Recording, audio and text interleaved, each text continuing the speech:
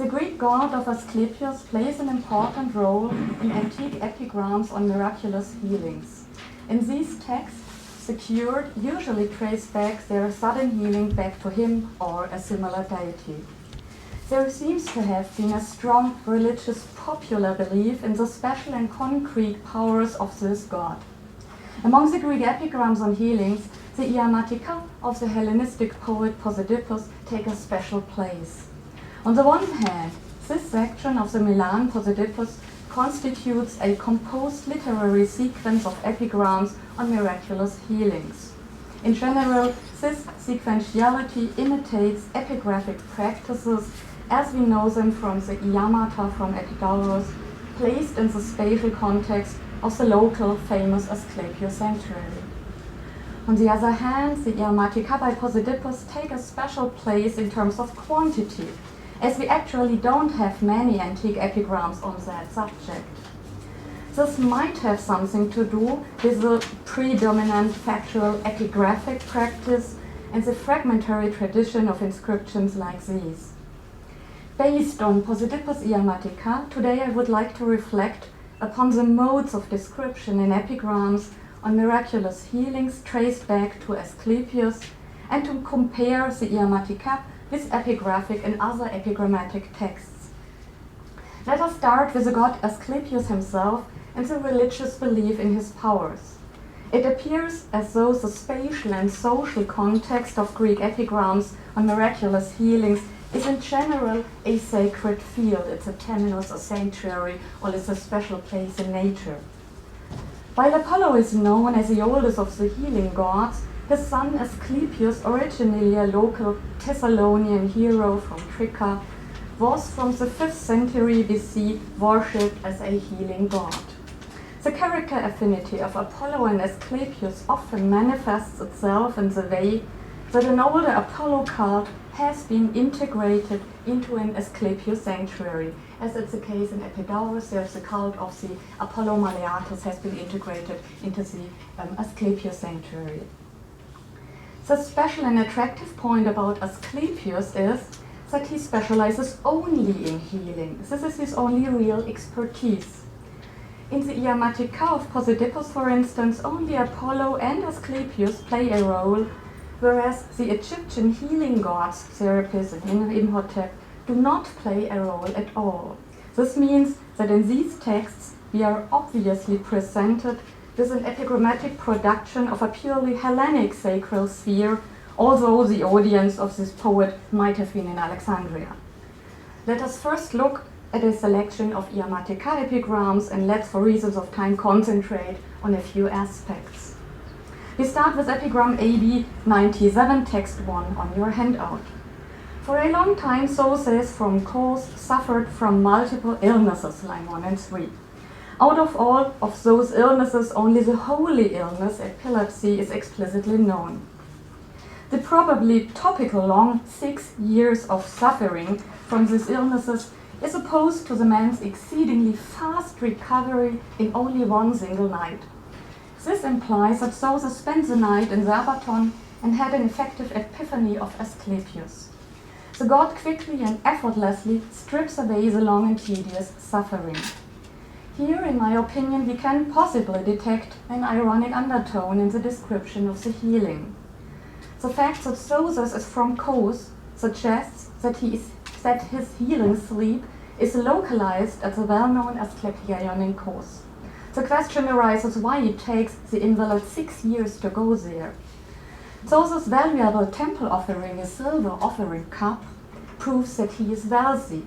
We therefore may assume that he could pay medical treatment from local doctors, the so-called Asclepiads, in Kos. Due to the Hippocratic medicine, they enjoyed a good reputation during Hellenistic times. A document on the holy illness is drawn up in the Corpus Hippocraticum. This means that Kos already has an established medical tradition in observing and treating that exact illness. Yet still, Zoses' suffering has gone on for 6 years now, and the treatment of the Asclepiads at Kos appears not to have been successful. Thus, Zoses' last hope is a miracle-working healing god Asclepius himself, who actually cures him overnight. However, as we will see, not only the workings of the doctors, the Asclepiads, know natural boundaries, but also the workings of Asclepius himself. An epitaph immediately following the Iamatica in the section of the Tropoi proves that these healing miracles cannot stop the natural course of everything that is human, especially after a long illness. Epigram 103 AB, text number 2 in your handout. Here, a deceased person by the name of Zoses, probably from Kos, appeals to passers-by from his grave and introduces himself. The fact that the name Zoses only appears in these two passages in the New Positivus Papyrus strongly suggests that the deceased Zoses here is the same person as the one in the Iamatica epigram. In a dramatic reading, which is based on the assumption of a well-planned conception and composition of the papyrus section and its epigrams itself, it becomes apparent quickly after the healing of Zoses in the Asclepieion in Kos that Zoses is diseased and has already been buried.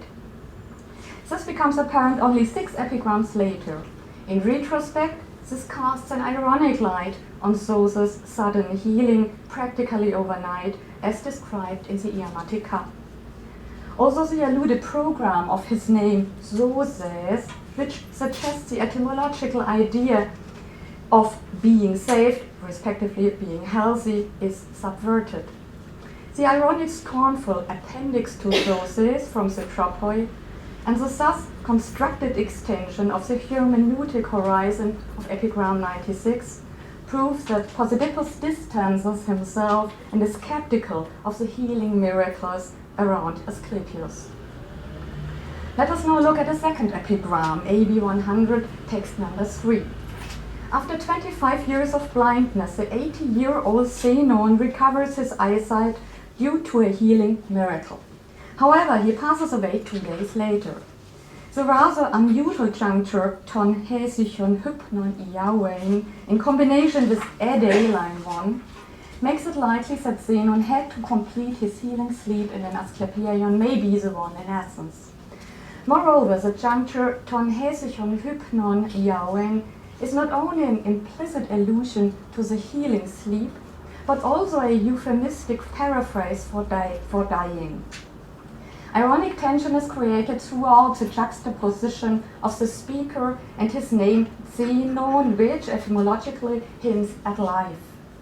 The aged Zenon's dying process is thus started with a calm healing sleep in an Asclepieion and also wasn't stopped through the short-term effective healing of his eyesight. The phrase is, therefore, ambivalent. This means that already in line 1 a shift from an epigram on healing to a grave epigram can be outlined. Also here, Asclepius' success in healings is being undermined very subtly. There is a divine entity which is more powerful than Asclepius, namely Hades. The irony of the Zenon story is that Asclepius' patients, including those that have been healed, will all die. Some of them will die sooner, such as Zoses and Zenon, others will die later. It is especially the last line which retrospectively ironizes Asclepius' success and the recovery of the 80-year-old Zenon, for whom, due to his old age, the divine help obviously came too late. The irony on the case of Zenon is that the god, who is explicitly seen in the end here, is not a healing deity, but the death deity Hades. Asclepius might be able to work miracles, death, however, has the last word. What is striking now? Against the backdrop of the usual invalid stay at an Asclepius terminus, it becomes apparent that the Iamatica epigrams do not only vary in the temporal moment of healing, but also that the healings in question happen extremely suddenly. In 2 cases, AB 96 and 99, not on your handout, the healings even happen before the healing sleep in the Abaton. How do these healings appear, which Posidippus highly accentuates as miraculous in a comic fashion? It is known that miraculous healings can be found in the epigraphic healing accounts, which we especially know from Epidaurus from the second half of the 4th century BC, and which are known as at least one generic model for Posidippus iamatica. All of those epigraphic iamata tu Apollonus kai Asclepiu describe spectacular miraculous healings which supposedly happened very quickly and mostly overnight in the Asclepieion in Epidaurus. Examples you find on your handout, number 4. The praise for the healing god Asclepius is dominant in this collection of narratively presented miraculous healings, which has been psychagogically conceptualized by the shrine's priests. Thus, the aretalogic aspect is highlighted. The healing is linked back to the quick and benedictory effect of the healing god. Posidippus iamatica epigrams also describe the miraculous and blitz healings and can also be considered an editorially composed group of texts due to their selection and chronological order. Differing from the real and always detailed epigraphs, Posidippus iamatica are distinctively short texts with the only exception of AD 95. Furthermore, they are not written in prose but in elegiac couplets. They are not written in Doric dialect but in a mixture of Ionic and Attic dialect. Lastly, they do not contain any elements highlighting the aretalogic aspect. Nonetheless, it is apparent that Posidippus iamatica mimic such epigraphically fixed healing miracles thematically and conceptually. Their brevity and pointed emphasis, their complex coherence, as well as a focus on the sudden change, the accelerated change, let's say, from being sick to being healthy, not only show the literary mode, but hint at their ironic and scornful character. Are there parallels? Some implicit inferences to successful or unsuccessful healings can be found in epigrams on doctors, as we have them by Lucilius or Nicarius. The well-known Callimachus epigram, 54 Pfeiffer, Professor Day mentioned it today in the morning, is also part of this context. In this epigram, a certain Acheson documents on Elpinax that his vow, his payment for the cure of his wife, has already been fulfilled. Asclepius should not demand the offering twice. This epigram clearly formulates a sideswipe at the mercenary healing god Asclepius, respectively his doctors. Besides, there is no mocking of religious belief or the healing powers of Asclepius. But what about other literary epigrams on miraculous healings? As far as I see, well, I'm at the very beginning of a broader project, as far as I see now, the few other epigrams dealing with healings usually differ greatly from those written by Posidippus. Usually these epigrams are much more narrative and detailed than Posidippus iamatica epigrams. An epigram by Lacon or Philippos from Thessaloniki, for example, illustrates this, text 5. The limping old date laborer suddenly regains her ability to walk due to the miraculous powers of the Sunipas spring on Mount Etna and the nymph's compassion. Moreover, we can observe that the healings usually take much longer than the sudden healings described in Posidippus. An example here is the healing of the orator Aeschines, which, for example, takes 3 months. Text 6 on your handout. Antiphilos epigram, text number 7, around the turn of the eras. Antiphilos is a bit closer to Posidippus, especially the Zenon epigram. In this text, a blind person in Eleusis is not only inaugurated into the mysteries, but he also recovers his eyesight in the same exact night, thus overnight. Also in this case, a healing is being described which happens overnight, and which even has double the effect. The speaker's inauguration into the Eleusinian mysteries is combined with a simultaneous and sudden recovery of the formerly lost eyesight. The epigram addresses a double idea of sight, physical eyesight on the one hand, and religious sight in the sense of knowledge and understanding on the other hand. This effect is being motivated through the divine presence of the goddess Demeter. However, In this case, a scornful criticism of sudden healings or divine powers of Asclepius, as in Positivus Iamatica, is not perceptible.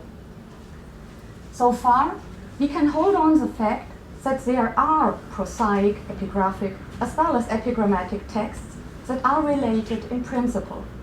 However, the Iamatica set themselves apart from all of those, not least due to their religiously critical content. In my opinion, all of Positivus Iamatica epigrams, more or less, aim at a distanced and ironical reading. Different from a visitor in a temple who is standing in front and reading a stele with epigrams on miracle healings and is immersed in the context of a sacral sphere, being ill himself, he has certain expectations while reading the reports. The reader of epigrams on a papyrus scroll has a much more distant position towards what he is reading.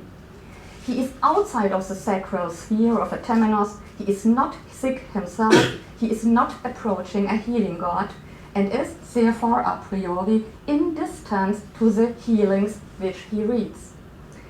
My thesis is thus that the literary character of Positivus Iamatica epigrams, and also not at least their serialism, strengthen ironic undertones and critical breakings.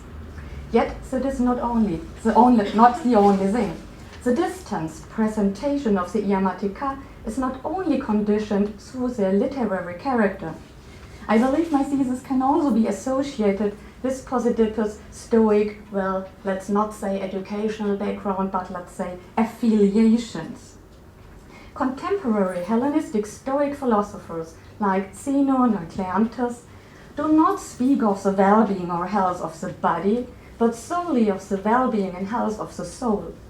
This is what man should try to achieve throughout his entire life. According to this, a healing of the body, a sudden miraculous healing at that, would pose a sharp contrast to the philosophical concern for the soul and its lengthy therapy. The Stoic therapy does not happen overnight, nor does it show a direct correlation to the doings of a god. It has to be accomplished with one's own effort, his own arete, which is necessary to reach the telos of the real eudaimonia, which means homologumenus thein, in terms of Stoic. Against this just roughly sketched background, I hope it becomes clear that figures like Soses or Zenon, who turn to the miracle-working god Asclepius with their deficiencies, actually do it wrong.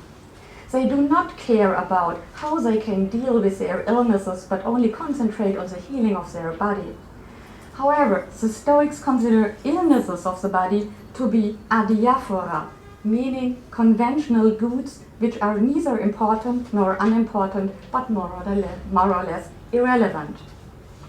The case of death of Zenon and Soses, which occur suddenly, prove that a bodily healing, and as initiated through a religious faith in Asclepius, does not achieve a lasting or permanent healing.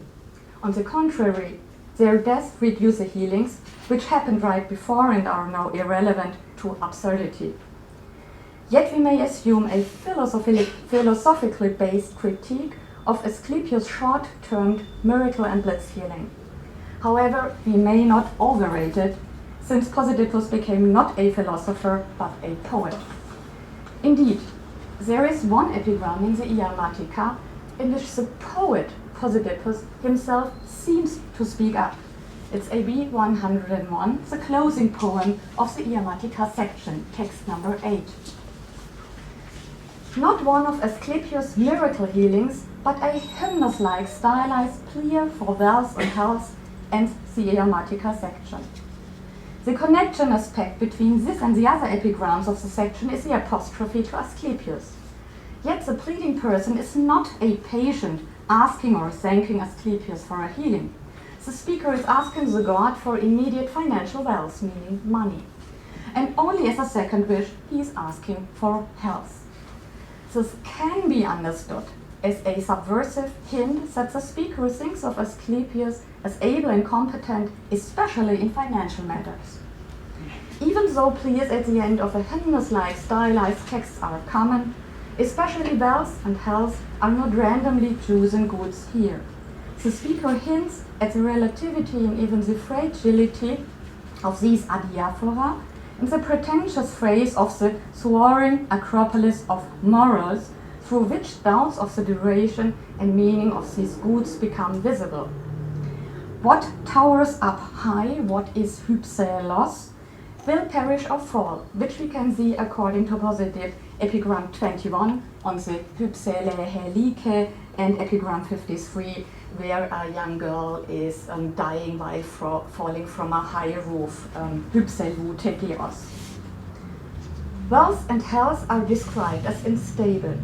Therefore, this epigram plays with a basic doctrine in Stoic philosophy or ethics, according to which wells and hells are adiaphora. The previous epigram on Zenon can thus be seen as a wordplay using the famous name of the Stoic philosopher. At least it can be seen as an associative attunement into the Stoic atmosphere of the closing epigram. Of course, the speaker's skeptical attitude towards the healing god Asclepius once again comes to light. Yet who is this speaker who, according to the conventions of prayers of dedication and petition, speaks of himself in the third person singular and who stays objective and distanced? At this point, I'm leaving out the discussion on Aristos Aner, line 2, which might be read on the papyrus. Should this reading be correct, it would be a formulaic placeholder. The fact that the speaker's personal name is not mentioned in itself causes every epigraphic fiction to vanish. This means that this epigram is purely literary, which has been composed solely for the context of the Iammatica and solely to serve the purpose of being the closing epigram. Clearly intended are references to the first epigram in the section of the renowned Dr. Medeios, who has found a pharmacon against deadly snake bites, which serve as the introductory epigram on the section. It's text number 9 on your handout. We may state a double reading, as Peter Bing proposed it, as the words of the anonymous speaker in the closing epigram can not only be assigned to the Dr. Medeios, but also to the poet Posidippus.